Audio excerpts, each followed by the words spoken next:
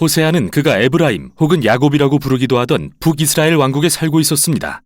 남유다로부터 분열된 지 200년 정도 후의 일이죠. 열왕기상의 이야기를 기억해 보세요.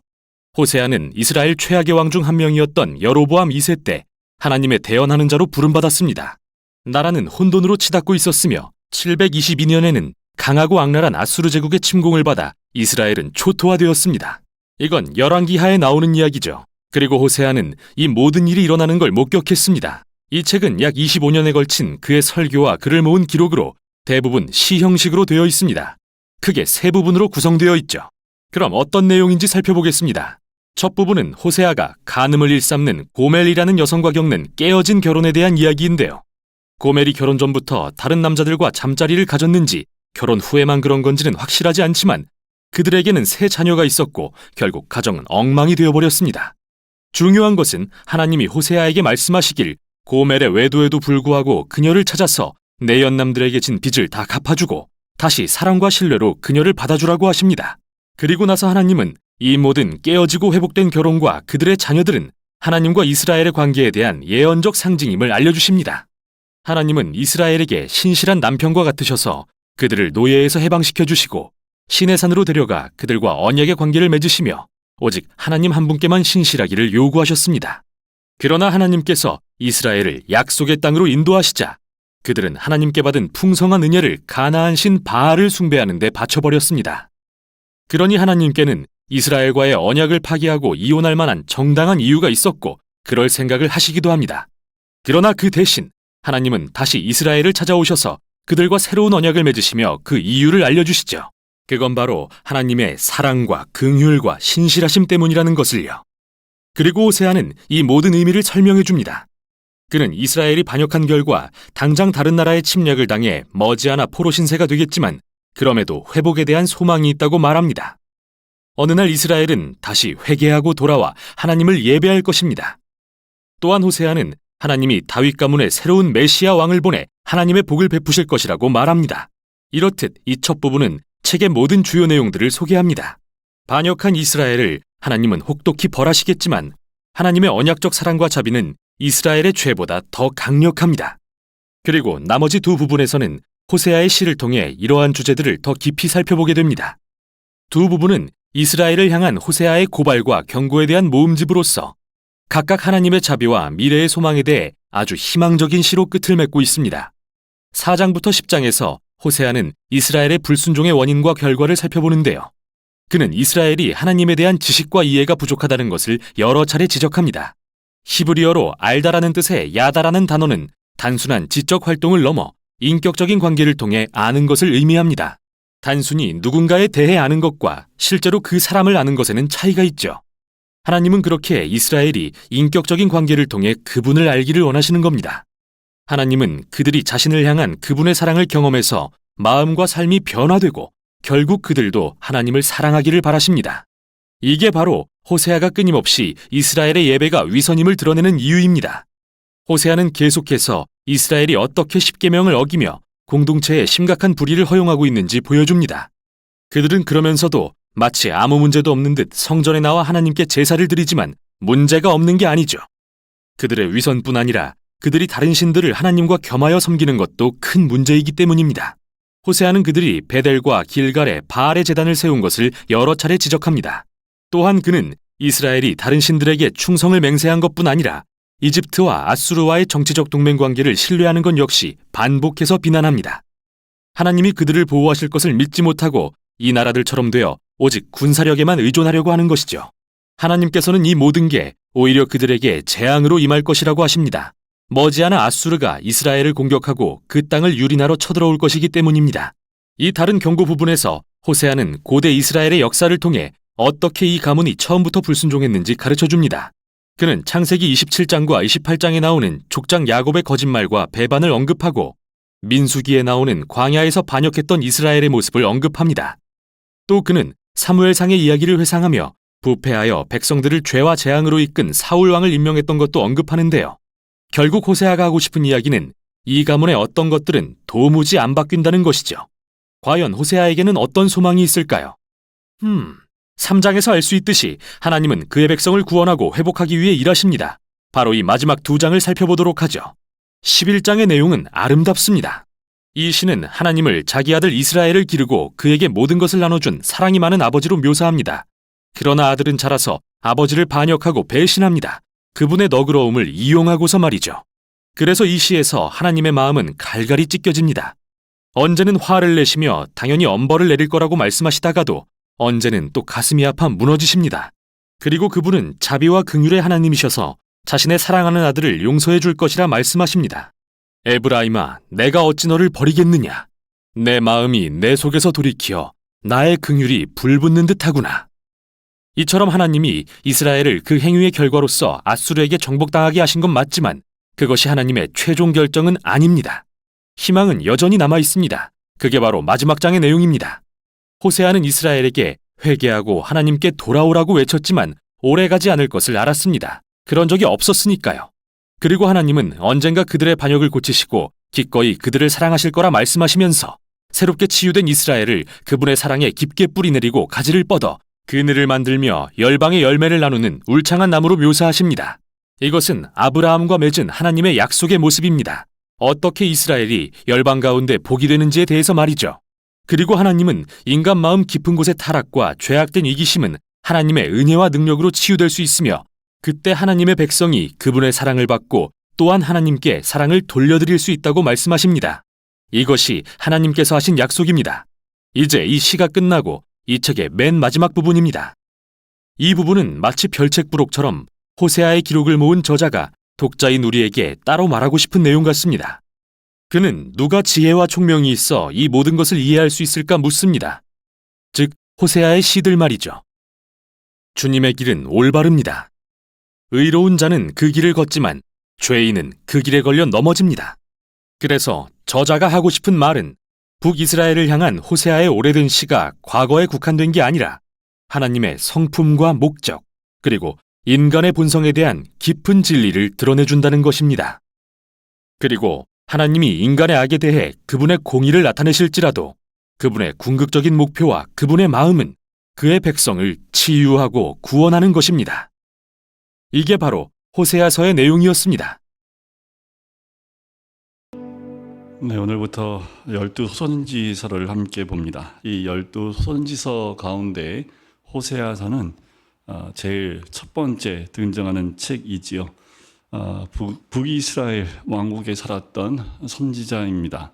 선지자 호세아가 활동했던 시기, 아까도 영상 잠깐 보았지만 남유다와 북이스라엘로 나뉜 지 200여 년이 훌쩍 지나간 때입니다. 호세아는 보다 앞서서 아모스보다는 좀 늦게 북이스라엘에서 사역했던 선지자입니다. 남유다는 그때 당시에 운요아이라고 해서 우시야, 요담, 아하스, 히스기야 4명의 왕이 바뀌는 그 시간대이고요. 그때 북이스라엘은 여로보암 2세 시대에 있었던 그때 대언했던 그리고 그때 부름받았던 선지자입니다. 이때는 굉장히 큰 부흥의 시기였습니다. 근데 우리가 부흥이라고 하면 한마디로 잘 먹고 잘 살았던 때입니다. 여로보암 2세가 북이스라엘 가운데 정말 악한 왕입니다. 악한 왕이었음에도 불구하고 당시의 정치가 굉장히 비교적 안정적이었고 경제적으로는 굉장히 풍요로웠고 국가 영토로 봤을 때는 굉장히 많이 팽창되어 있던 나라 전체가 번영을 누리고 있었던 그 시대입니다. 그런데 이 시대 이후로 30-40년 후에 북이스라엘은 아수르에서 멸망을 해요. 그렇게 번영을 누렸던 나라인데 30-40년이 못 가서 북이스라엘 멸망을 당하게 됩니다. 호세아는 그 번영의 국가가 있었던 번영했던 그 시대에 하나님 말씀을 대언했던 선지자일 뿐만 아니라 이 선지자는 자기의 삶을 통해서 하나님 말씀을 대언했던 선지자입니다. 우리가 잘 알고 있는 것처럼 호세아는 아내가 그냥 정상적인 아내가 아닙니다. 선지자라고 하면 여러분 가정이 성결해야겠지요. 가정이 그 무엇보다 본이 돼야 되는 가정인데 호세아는 결혼할 때 상대방 그러니까 내 아내로 데리고 와야 될 그 아내를 자신이 선택하는 것이 아니라 하나님이 결혼케 하시는 거지요. 고멜이라는 여인을 만나게 하시고 그는 외도하는 그리고 자기의 몸을 파는 그 일을 했던. 근데 호세아가 그 부분에 대해서 아내를 맞이하고 하나님이 시키는 대로 또 그 아내가 외도했을 때 가서 또 데리고 오는 그 많은 과정을 호세아가 겪게 되는데 참 쉽지 않지요. 여러분들이 자기의 삶을 또 자기 가정을 들어서 하나님의 말씀을 대언한다는 것은 정말 선지자로서는 굉장히 큰 어려움이고 또 마음의 상처가 얼마나 컸을까라는 거지요. 이건 철저하게 하나님 편에서 또 하나님의 말씀에 붙잡혀 있지 않으면 그렇게 가정이 망가져 있는 모습을 이스라엘 백성들 가운데 보여주면서 오히려 이 모습이 너희들의 모습이고 하나님의 뜻이다라고 얘기했을 때 이것이 선지자로서 어떤 마음으로 전할 수 있었을까 상상도 하기 어렵지요. 그런데 그때 당시에 이스라엘 북이스라엘 백성들은 너무 잘 먹고 잘 살았고 평안했기 때문에 호세아의 이 대언의 말씀을 귀담아 듣지 못합니다. 여러분 정말 우리가 깨어 있어야 될 것은 나라가 평안할 때 더 깨어 있어야 된다라는 거예요. 전쟁이 나면 여러분들 깨어 있으라 말하지 않아도 깨어 있습니다. 그죠? 나라에 큰 우환이 오면 우리는 정신을 바짝 차리게 되어 있습니다. 우리가 전쟁 6.25가 내일인데 6.25가 있은 지 지금 몇 년 지났습니까? 전쟁 없이 우리나라가요 전체의 역사를 놓고 봤을 때 이렇게 평안한 때를 오랫동안 유지했던 때가 별로 없습니다. 이 한반도가 거의 내분이 있든지 전쟁이 있든지 공격을 당하든지 늘 정기적으로 이런 공격 가운데 있었던 나라인데 6.25 이후에 지금까지 전쟁 없이 무탈하게 성장하고 발전해서 지금의 우리가 이것을 누리는 건 한국의 대한민국 그리고 전체 역사를 봤을 때 이런 호황을 누릴 때가 없습니다. 그런데 이럴 때 우리가 간구하는 건 뭐예요? 이 땅이 죄악으로 물들어가고 있는 것에 대해서 우리가 눈을 감습니다. 마치 북이스라엘처럼요. 북이스라엘은 나라가 부강했을 뿐만 아니라 정치적으로 여로보암 2세가 악한 왕이었지만 강한 권력을 가지고 오히려 국민들이 평안하게 살 수 있도록 잘했던 거예요. 하나님 보시기에 악한 왕이었지만 이스라엘 백성이 보기에는 악한 왕처럼 보이지 않았던 거지요. 나라는 점점 확장되고 있고 경제는 점점 부강하니까 잘 먹고 잘 사는 시간이 굉장히 오랫동안 지속이 돼요. 북이스라엘 왕 가운데 가장 오랫동안 통치했던 왕이 이 여로보암 2세입니다. 그리고 그 시대가 북이스라엘이 가장 강력했던 시대입니다. 근데 반면에 가장 썩었고 가장 죄악이 가득했던 시대가 이 시대입니다. 평안함이 있고 우리가 누릴 것이 많을 때 더 기도하고 또 하나님 편에 서 있을 것 같지만 그렇지 않다라는 거예요. 북이스라엘은 이 시간이 단지 30년, 40년 후에 완전히 멸망하는 나라가 됩니다. 왜 그랬을까요? 하나님은 이들의 죄악된 모습에 대해서 그냥 간과하시는 분이 아닙니다. 죄악이 이 땅에 충만하면 그 충만한 것 가운데 하나님의 심판은 반드시 있습니다. 그런데 하나님이 갑작스럽게 이 심판을 주시나요? 여러분들 예수님이 갑자기 오실까요? 도둑처럼 오십니까? 아니요. 깨어있는 자에게는 도둑같이 오지 않습니다. 하지만 잠자는 영혼에게는 그날이 도둑같이 임하지요. 북이스라엘 멸망을 하나님이 많은 선지자를 통해서 얘기를 했습니다. 근데 콧등으로도 안 들어요. 왜요? 지금 너무 잘 먹고 잘 살고 있는데 그게 들리겠습니까? 막 전쟁이 일어나가지고 막 나라가 깨지고 있으면 그때 너희가 깨어 있어야 돼. 하나님 붙들어야 돼. 그러면 붙들지요. 그런데 너무 잘 먹고 잘 살고 있는데 계속 나라가 망한대요. 듣겠습니까? 그 말을? 들으셔야 돼요. 이 나라가 북이스라엘과 다르지 않습니다. 이 나라가 기초부터 완전히 무너져 내리고 있다라는 거예요. 우리가 몰라서 그래요. 여러분들 하나님 보호하심 가운데 그런 사건들을 대하지 않기 때문에 우리의 눈과 귀가 가려져 있기 때문에 이 나라 이 민족의 죄를 놓고 우리가 눈물로 기도하지 않는다라는 거지요.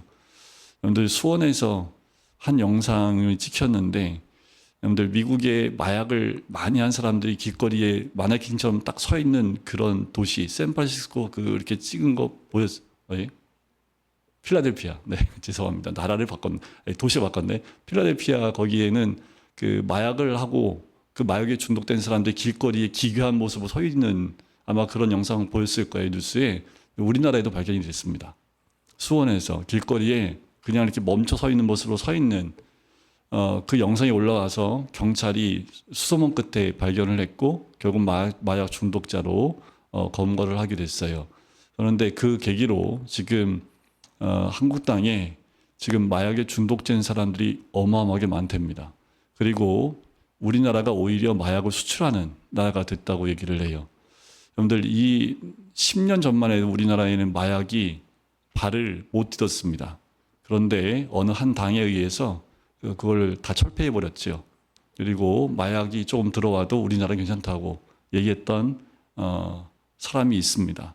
결국 여러분들 지금 그 드라마 가운데 전 세계적으로 아주 유명한 교권 관계된 그런 드라마가 있지요. 거기도 보면 고등학교에 아이들 그 공부 집중력 높여준다는 약을 부모가 자녀들한테 먹이는 그게 다른 게 아니라요 마약입니다.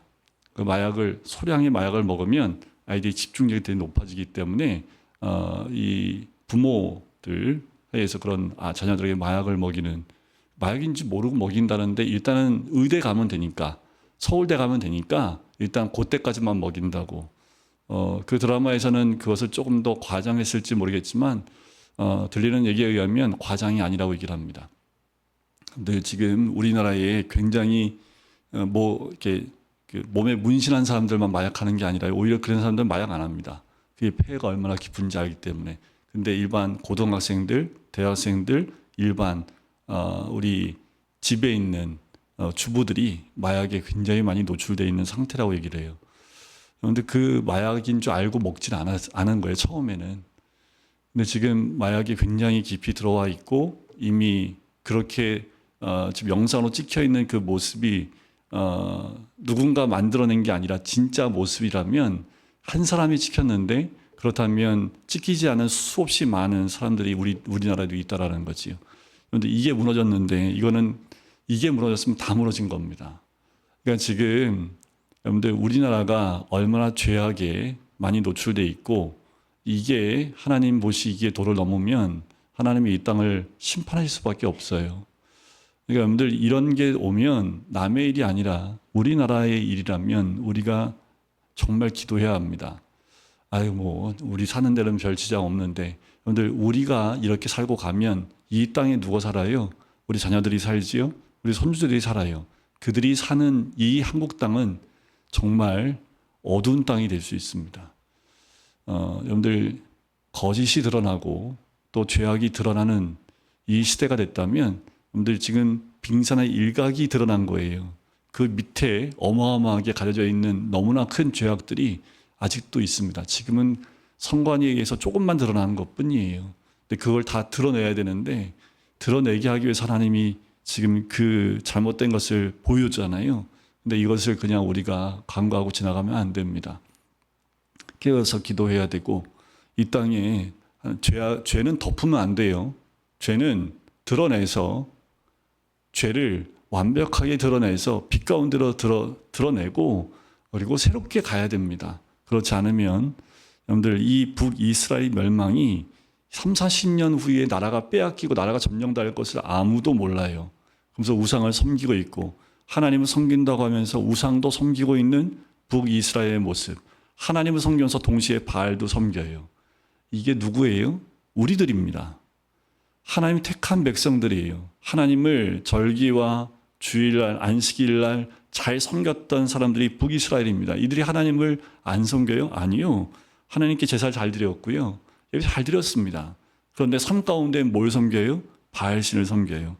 그 풍요의 근원을 어디다 두는 거예요? 하나님께 두지 않고 다른 것에 두는 거죠. 그게 우상입니다. 사회적으로 도덕적으로 완전히 부패한 거예요. 여러분들 우리 사회가 부패하지 않습니까? 우리나라 도덕이 점점 바닥으로 떨어져 가고 있지는 않습니까? 영적으로는 우상을 섬기고 있지 않아요? 우리가 교회 나와서 예배를 잘 드리고 있지만 정말 하나님만 바라보고 하나님만 의지하고 있습니까? 아니면 우리가 다른 것들을 의지하고 있습니까? 다른 거 없어요. 똑같아요. 북이스라엘이 하나님을 섬기며 우상을 섬기는 것처럼 우리의 택한 백성들이 그런 모습이라면 하나님이 뒤도 안 보고 심판하실 겁니다. 하지만 그 가운데 호사와 같은 선자를 일으켜서 정신을 차리라고 하시는 거지요. 우리가 선지서 말씀을 앞으로 최소한 12주를 봅니다. 그 말씀이 다 똑같아요. 오늘 호세아서의 1장부터 3장이 호세아의 서론 부분인데 이건 소선지서 전체의 서론 부분과도 마찬가지예요. 결국은 뭐예요? 하나님이 다시 회복시키길 원하신다라는 거예요. 그러려면 어떻게 해야 됩니까? 죄악이 다 드러나야 됩니다. 그리고 그 죄에서 돌이켜야 됩니다. 그러기 위해서는 어떻게 해요? 우리가 말씀에 깨닫고 돌아오는 것이 가장 좋은 거지만 그렇게 깨닫지 못하면 어떻게 해요? 하나님이 고난을 주실 수밖에 없는 거예요. 그것도 나라를 빼앗기는 고난을 줘야 된다라는 거지요.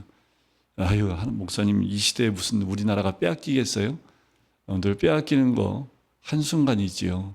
일본한테 우리나라가 빼앗기는 거 그때는 우리나라 백성들이 에이 그렇겠어라고 했겠어요? 한순간에 무너지면요. 한순간입니다. 그러기 위해서는 깨어있는 백성들이 기도하지 않고 깨어있는 백성들이 하나님 앞에 부르짖지 않으면 안 된다라는 거예요. 여러분들이 이게 얼마나 무서운 일인지를 우리가 정말 저는 기도할 때 정치인들 다 심판해달라고 기도합니다.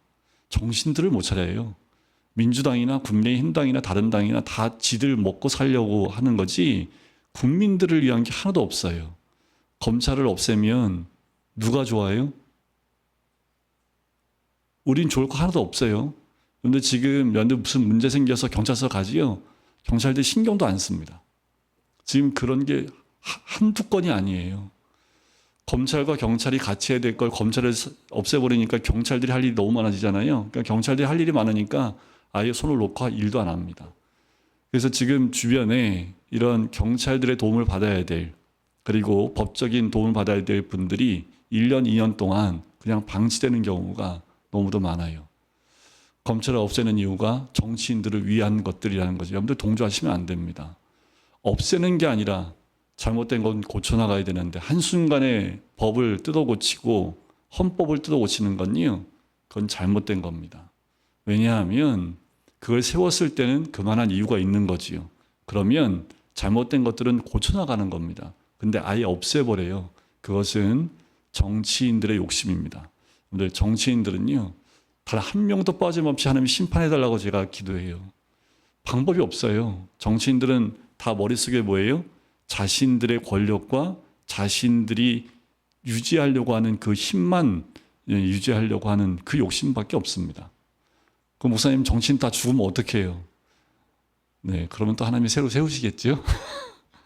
그러니까 여러분들 누구 하나 빠짐없어요. 그런데 중요한 건 여러분들 이 나라가 점점 더 여러분들 정치에 무관심하시면 안 됩니다. 나하고 상관없는 거 아니에요. 이 땅이 무너지면 우리가 살고 있는 이 땅이 무너집니다. 관심 갖고 기도하셔야 돼요. 그리고 이 땅이 죄악된 길로 가지 않도록 우리가 깨어 기도해야 합니다. 하나님을 믿지 않는 사람한테 관심 없어요. 하나님의 관심 뭐예요? 하나님 백성입니다. 우리가 어떻게 이 땅 가운데 살고 있느냐가 중요한 거지 안 믿는 사람들은 어차피 지옥 백성입니다. 그들 가운데 택한 백성들은 돌아오겠지요. 우리는 그들 위해서 기도해야 되겠지만 우리가 이 북이스라엘 백성들처럼 하나님을 섬긴다고 주일날 예배 드리고 있으면서 주중에는 내 마음대로 살고 있어요. 북이스라엘하고 똑같아요. 이 호사에서를 통해서 우리에게 말씀하시는 겁니다. 하나님이 어떻게 여기시는 줄 아세요? 내 아내가 내 남편이 외도하는 것처럼 하나님이 여기신다라는 거예요. 주일날 와서는 부부생활 잘하는 것처럼 하나님하고 막 사랑한다고 고백하고 딱 문 열고 나가서 일주일 동안은 하나님과 상관없는 삶을 살아요. 외도하는 거하고 똑같이 보신다고 말씀하시는 거예요. 북이스라엘이 그랬습니다. 결국은 부강했던 나라가 30-40년 만에 패망하고 나라를 잃어버려요. 그것은 믿는 자들이 부패했기 때문에 그래요. 여러분들 우리의 부패함은 다른 데 없습니다. 여러분들 밖에 나가서 침 뱉으시겠어요? 밖에 나가서 담배 피시겠어요? 밖에 나가서 허튼 짓 하시겠어요? 그런데 그런 부패 아닙니다. 하나님을 떠난 게 부패입니다. 우리의 삶이 하나님과 상관없는 삶을 사는 것 자체가 부패한 거예요. 그리고 하나님이 보여주신 것에 대해서 기도하지 않는 게 부패입니다.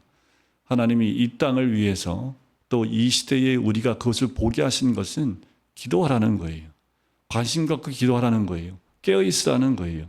깨어있지 않으면 이 시대가 멸망하는, 또 하나님이 주신 복을 누리지 못하는, 여러분들 우리 때는 누리지만 우리 자녀 세대와 손주 세대는 정말 참혹할 정도로 죄악된 세상 가운데 살 수 있다는 것을 여러분들이 어떠한 사회를 우리 자녀들에게 물려줘야 됩니까? 우리 다음 세대에게 어떤 것을 물려줘야 됩니까?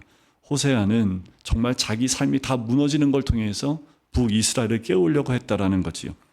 호세아는 이 모든 일이 일어날 것을 목격해요.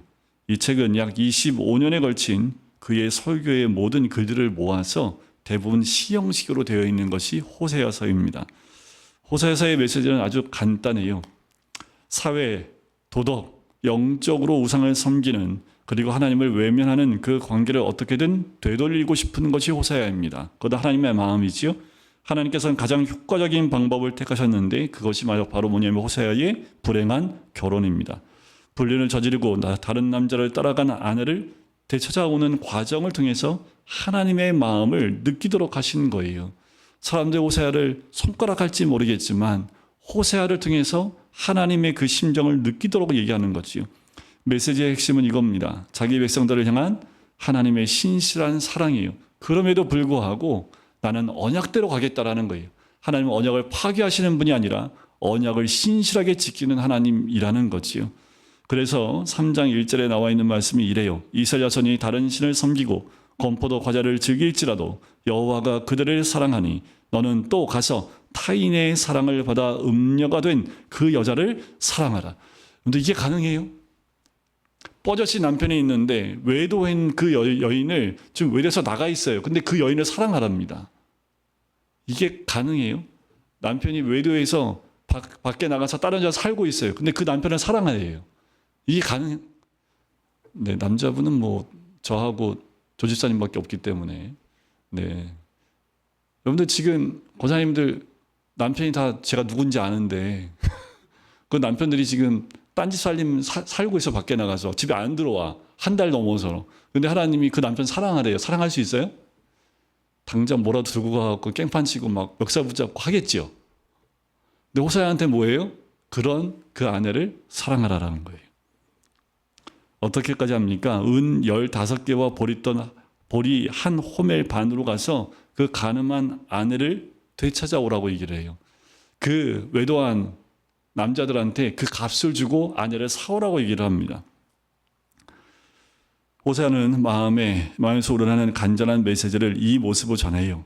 자기 아내에 대한 호세아의 애정은 이스라엘을 향한 하나님의 애정을 상징합니다. 역으로 호세아 아내의 간음은 이스라엘 백성의 영적 간음과 하나님과 맺은 언약의 파기를 상징해요. 우리가 말씀대로 안 사는 것이 언약을 파기하는 겁니다. 언약을 지키지 않는 건 죄입니다. 영적 간음과 마찬가지예요. 여러분들 우리가 정신을 차려야 됩니다. 여러분들 일제시대 때 그리스도인 없었어요? 6.25 때 그리스도인 없었어요? 우리가 기도하지 않았던가요? 평양이 여러분들 어떤 곳이었습니까? 동양의 제2의 예루살렘이었습니다. 어마어마한 부흥이 이 예루살렘, 이 평양으로부터 오히려 아시아 전체로 퍼져나갈 만큼 어마어마한 부흥을 누렸던 평양 땅이 지금 어떤 땅이 됐어요? 우상이 딱 세워져 있는 땅이 돼버렸잖아요. 거기에 그리스도인이 없어요?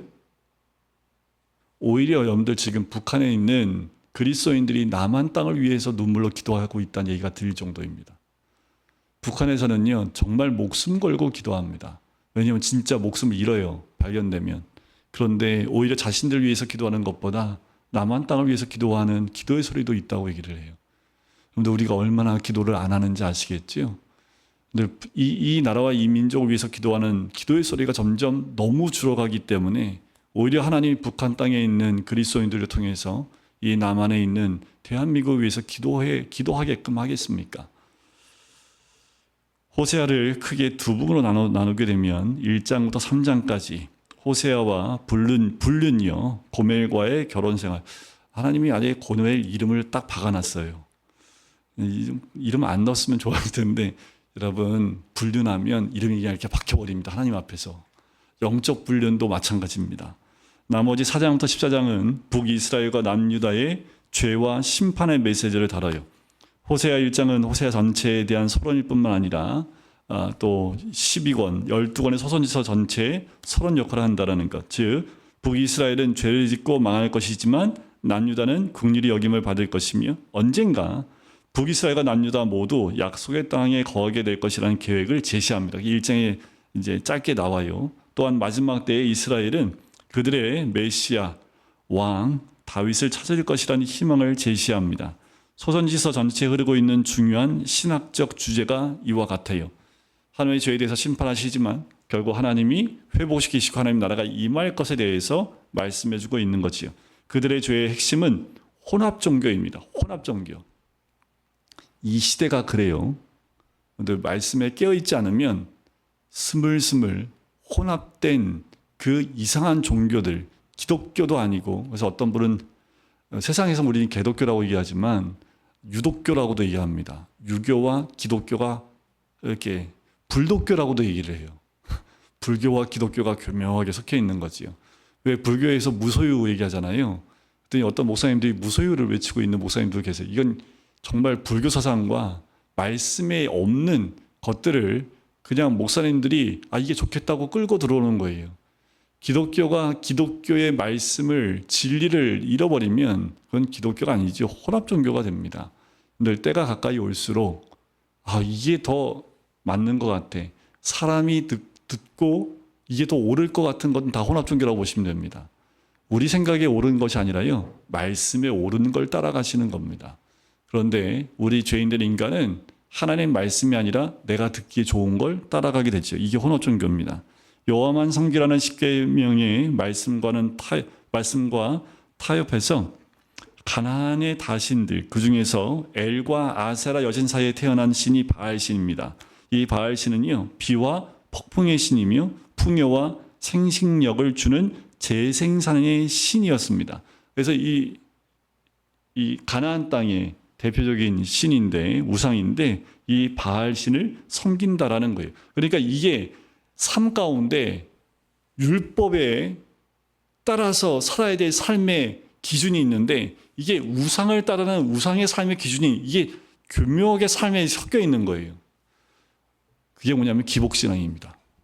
이때부터 기복신앙은 이때도 있었고요. 지금도 똑같아요. 믿으면 복 받는다. 이건 기복신앙입니다.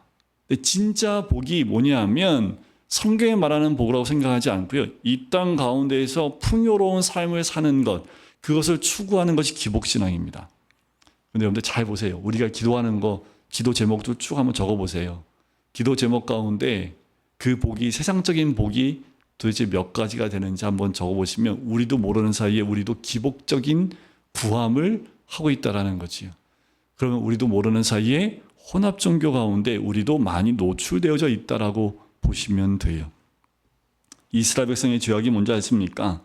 이스라엘 백성들은 하나님을 떠나 끊임없이 바알신과 매춘 행위를 했으며 술 취함, 종교의식적인 성적 축제, 음행, 간음, 산당 등의 용어들은 종교적 변질 행위를 상징해요. 더 나아가서 내 백성이 나무에게 묻고라는 표현을 하십니다. 하나님께서 백성들이 하나님께 오지 않고 나무 우상에게 묻는 모습을 보시고 자신을 버리고 음행했다며 진노하시는 거예요. 하나님께 기도하지 않고 하나님 앞에 나오지 않고 우상을 세워놓고 우상 앞에 가요. 여러분들 많은 성도들이 산에 가가지고 너무 현혹이 너무 쉽게 되는 거예요. 저는 가면 돌멩이 싸는 거 있으면 돌멩이를 좀 이렇게 무너뜨리고 오긴 하는데 그거 보면서 교회 다니는 사람들 이게 거기다 이렇게 돌을 세우시는 분들이 있는 거예요. 저걸 왜 하지? 라고 하면 그냥 좋은 게 좋은 거 아니냐고. 그게 기복신앙인 거죠. 그러니까 말씀이 없으니까 세상 가운데서 누리는 복에만 집중돼 있으니까 이렇게 하면 복 받는데 그냥 가는 거예요. 뭐 만지면 복 받는데 가서 만지는 거예요. 기준들이 없는 거지요. 호세아는 북이스라엘을 37번에 걸쳐서 에브라임으로 불렀는데 이것은 북쪽의 가장 지배적인 지파였던 에브라임에서 유래가 됩니다. 그래서 호세아서에는 북이스라엘을 에브라임으로 많이 불러요. 베델은 우상 숭배의 본고지로 자주 거론이 됩니다. 북이스라엘을 대변하는 용어로도 사용이 되지요. 구원이라는 의미를 가진 호세아는 여호수아의 또 다른 이름, 같은 이름이에요. 그 말은 예수의 이름과도 같은 뜻입니다. 의도적으로 과거 이집트에서 구원의 이미지 속에서 미래에 오실 메시아 시대의 도래를 예언을 해요. 그래서 애굽에서부터 이스라엘 민족을 구원해낸 그 사건을 가지고 나와서 그 사건을 통해서 다시 설명하고 이야기하고 있다는 거지요.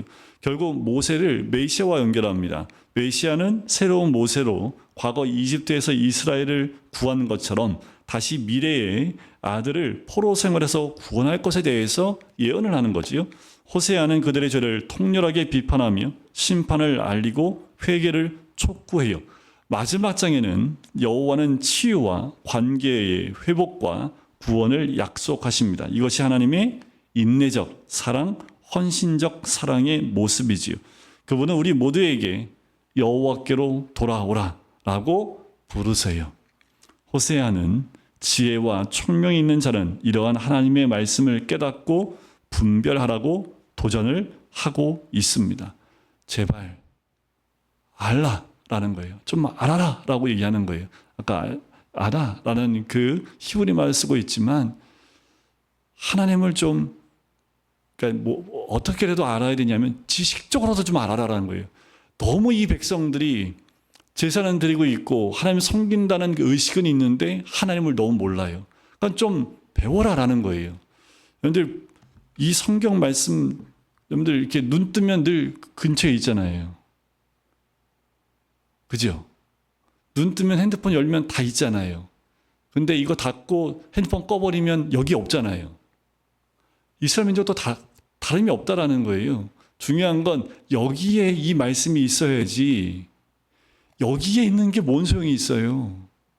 이 말씀이 여기 있어야 되고 핸드폰에 있는 말씀이 이 안에 들어와 그 지식이 내 안에 충만해야지. 이게 이 상태에 있는 거는 아무 소용이 없습니다. 그 말은 뭐예요? 좀 알라는 하나님이 내가 누군지 좀 알아라. 좀 지식적으로 좀 알아라. 라는 거예요. 지식으로도 모르니 하나님이 누군지 어떻게 아냐? 라는 거지요. 깨어나라고 말씀하는 거하고 똑같습니다. 그리고 좀 깨어서 하나님 앞에 나와서 하나님 무엇을 말씀하시는지 좀 분별하라. 이 시대를 분별할 수 있는 분별력은 말씀 가운데 있습니다. 말씀이 없으면 여러분들 들리는 거에 의해서 따라갈 수밖에 없고 현혹될 수밖에 없어요. 우리가 이제 다음 주에 한 번 더 호세아를 쭉 1장부터 볼 텐데 이 오늘 지금 드린 말씀이 호세아 전체에서 나오는 메시지라고 보시면 돼요. 매 장마다 어떤 메시지를 우리에게 말씀하시는지를 다음 주에 1장부터 14장까지 함께 나누는 시간을 갖도록 하겠습니다.